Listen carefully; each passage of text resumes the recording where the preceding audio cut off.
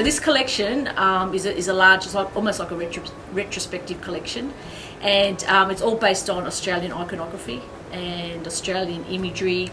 My past, living in Australia, growing up in Australia, dreaming about how wonderful life was back in Australia back in the day. So you'll see a lot of artworks there that like sort of historic, a little bit nostalgic, and then you'll see a lot of contemporary artworks as well.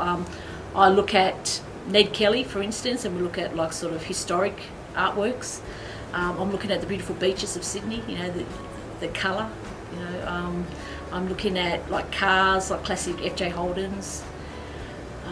Storytelling, I like storytelling.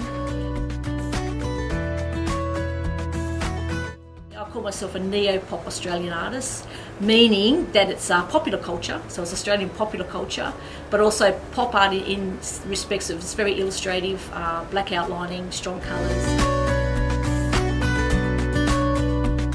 So my favourite piece at the moment is the 7-panel artwork that I've got out there, and that evolved. Now my favourite artist is Brett Whiteley, and I remember in a conversation he talked about painting Australia from the east coast to the west coast of Australia. So my favourite panel, I mean a whole piece is fantastic, but I've got 7 panels put together, and the first panel starts at Byron Bay, and that's the most easterly point of Australia, the lighthouse, and then we move through. So what I've done is I've tried to have a cross section of the whole of Australia. So it's from Byron Bay, and then we move to the ocean, like Bondi Beach, Sydney Harbour, then we move to suburbs and suburban houses, the 2-fronted fibro houses.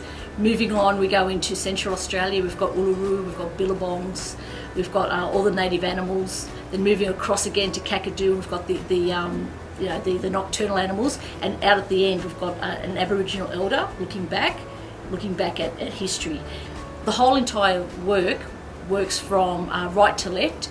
The right hand side is sunrise, it's sunrise, and then it moves through to sunset. So it's all like a cross section of panoramic view of Australia, like almost topographical, from right to left, day to night. That's my favourite artwork. So because I'm a school teacher, it's more like an educational device as well. Like my art is not just about having artwork that's there that's to match people's lounges, or it's not about that.